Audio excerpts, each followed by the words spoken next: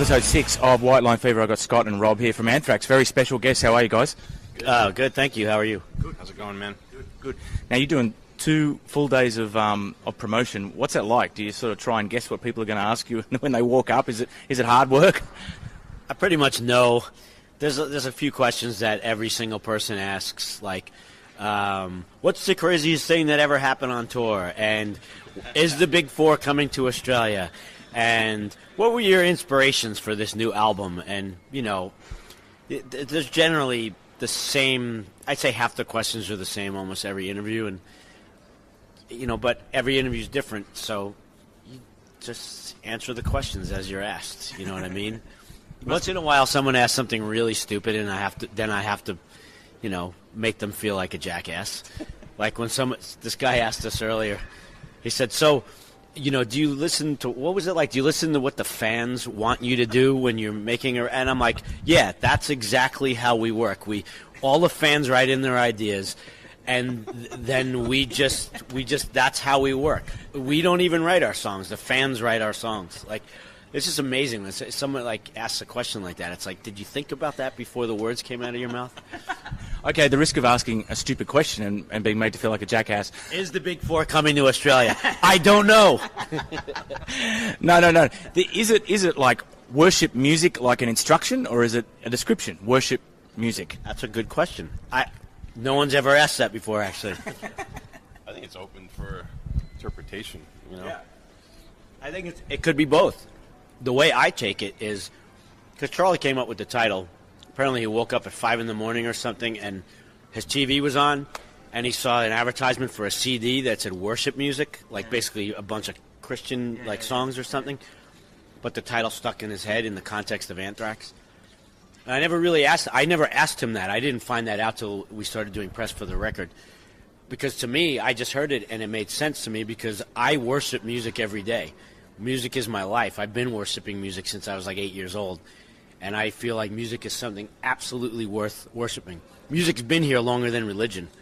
Like cavemen were pounding on drums and stuff.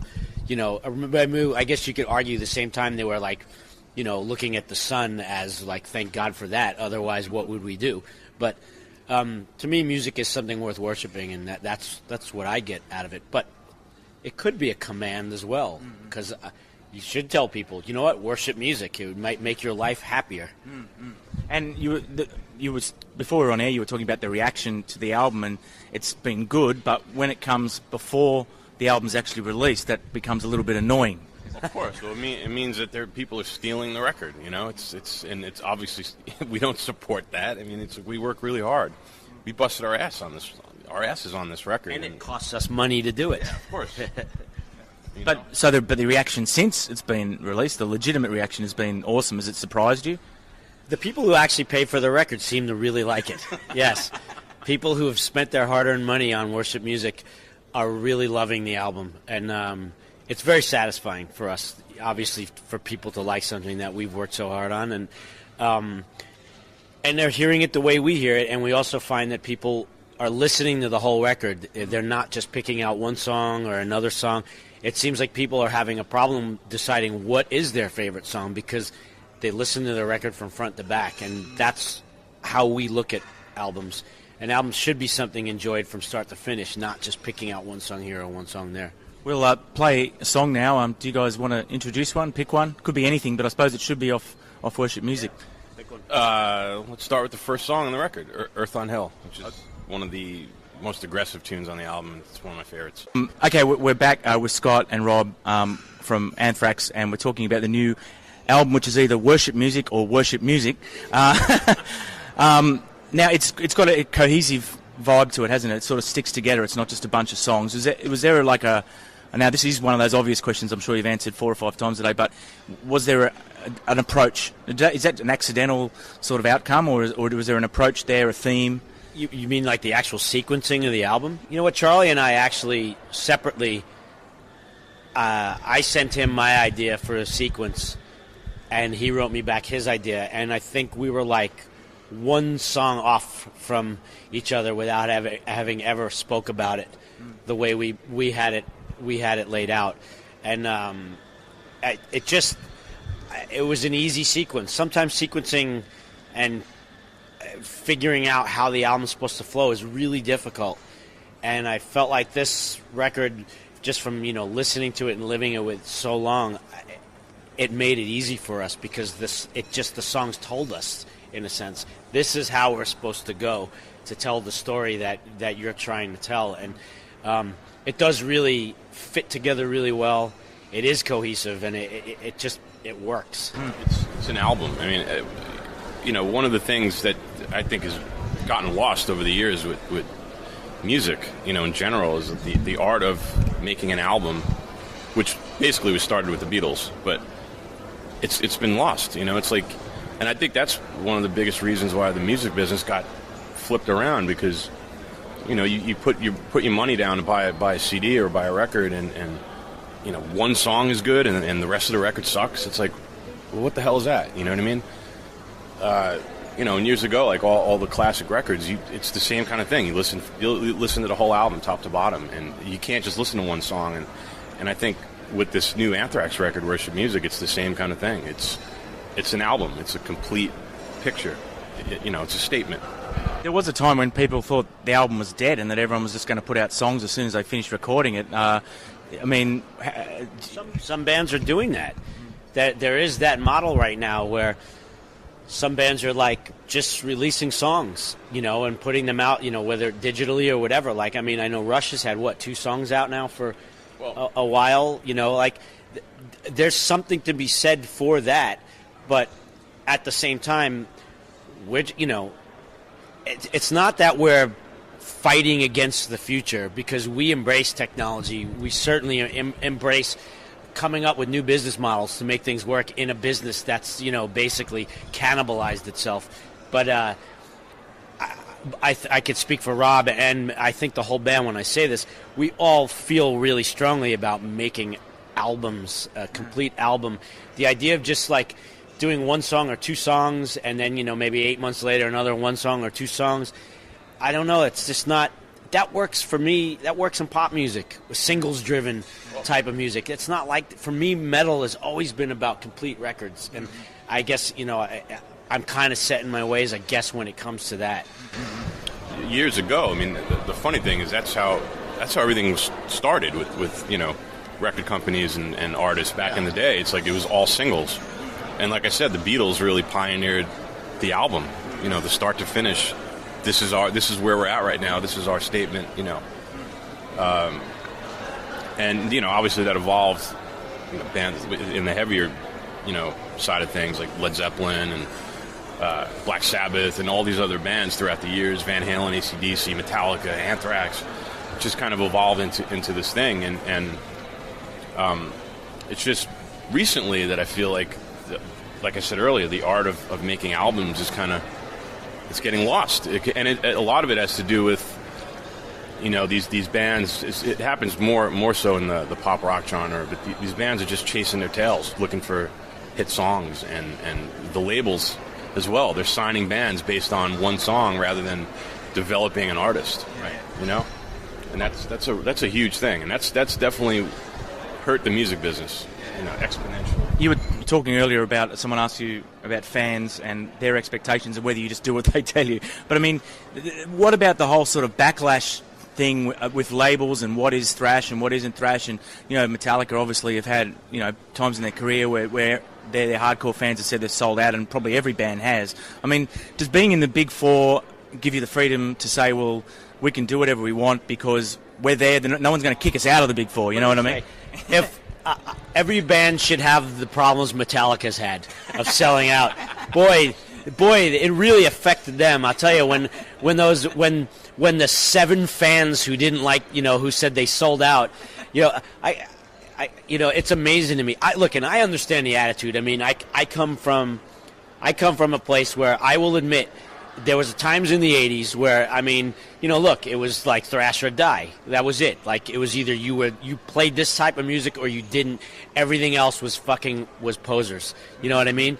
I used to be that guy. And then I grew up at some point, and my mind expanded, and I started listening to all kinds of music. And what's funny is, before I was in Anthrax and we started playing the music we started playing, as a kid in the 70s, I listened to all kinds of music. I loved disco when it came out, even though people were like, disco sucks. But I loved disco.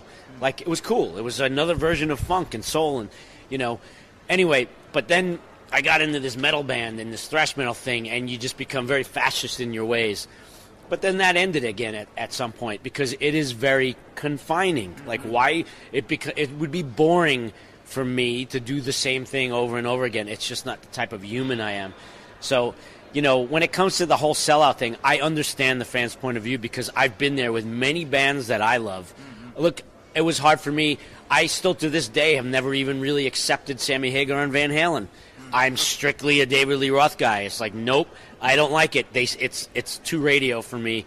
I only like the David Lee Roth version. You know, like, whatever. I get it. But at the same time, it's kind of like, you know, if you're truly a fan of a band, it's almost like if you love them, then set them free.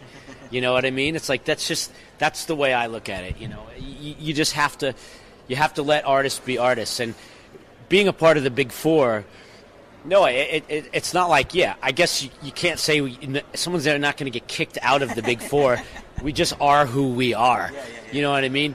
Even if worship music was like a progressive jazz record, you know, we would still be part of the Big Four. Our shows, we'd probably not go over so well, but we would still be part of the Big Four.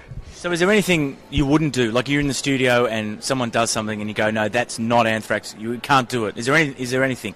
I'll say this. As far as, you know, the Big Four goes, I think the reason why these bands are still around and still relevant today is because they never followed the trends and all the bullshit. It was like they reinvented their own wheels. You know what I mean? And that's why they're still relevant and still, it's the real deal. You know, it's not like copycat music. It's each one of those bands has their own sound and their own voice, and, you know, obviously they're bands that copy the bands that are on the Big Four bill, but, you know, this is the real deal, and that's why it's still around today and it's still relevant. You know. Okay, we'll play another song and come back and wind it up. But what do you want to play? Let's play In the End. Okay, we're back with Scott and Rob from Anthrax. Now, this is the newsy part of the program where you fill us in on all the what your plans are, touring plans, all that sort of stuff. What's happening? We start touring this record soon. U.S. tour starts October 14th. We have Testament and Death Angel out opening for us. After that tour, we go to Japan and Indonesia. We'll break for the new year, and then we basically plan to be on tour probably most of next year. I can't tell you exactly when we're coming to Australia yet, but we're coming to Australia. And what is the situation with videos these days? I mean, do you sort of know when something comes out, we're going to do 2 videos or 3 videos, or is it just a matter of how successful the songs are? How does it work? It's kind of funny that you mentioned that, because literally today I got an email from the head of our label in the States saying it's time to start thinking about a video. Really? Yeah. Yeah, literally Missy emailed me this morning, because I wrote her just about what's going on at radio, and at home, The Devil You Know is doing really well at radio at home, and it's growing and growing. It keeps getting bigger, and she said it's time to start thinking about a video. So literally those conversations started today. We had no intention of making a video, because these days it's kind of like, no album for it. Yeah, it just goes on YouTube. Yeah, That's all it is now. It's not like there's places that play this stuff anymore. So to spend that much money on something, we just find there's better ways to market your band with that money than making a music video. But now the label is telling us we want one. They're going to come up with a budget for it, so we'll make one, you know, if there's going to be a budget. How does touring now sort of differ to the 80s? I mean, as far as, I don't know, how much money you can make out of it, or what the routine is, or, you know, what the promoters are like. I mean, is it changed that much? Not really. Touring is really, considering no one buys records anymore, or, you know, most people don't buy records anymore. Touring, you know, has always been for us. It's just what we do. We're a working man's band. We're very blue collar in that aspect. I think one of the main reasons why we're still doing this is because we've been such a great live band our whole career, and it's something we take a lot of pride in. And just being able to go out there and do that and have people come to your show and really just entertain the fuck out of them for 2 hours and let people, you know, just see what it's all about live. It's just as important as making records, as far as I'm concerned, for Anthrax. What's your highest aspiration for this record? How far do you think it can go if, in a dream? What would you like? It's the limit. You know, it's like I think we're going to try to take it as far as we can go. You know, who knows? The sky's definitely the limit. How big can a metal record be now? Like what? Yeah. So after What's crazy is though, even Metallica now, if a Metallica new record comes out in the States, it'll still sell a million, which is incredible because these days to sell 1 million records, that's like equal to selling 6 million or 7 million, 10 years ago. So, to me, that's how big a metal record could be, if like in the States anyway. There's still that opportunity where if something really connects, you could sell 1 million records, which these days is massive. Are you excited about the new Kiss record? No. How come? I haven't bought a Kiss record since the solo albums in 1978. My window of Kiss is from like 74 to 78, and that's about as far as it goes. On that note, thanks for joining us, guys. I really appreciate your time. Thanks for having us, man. Cheers.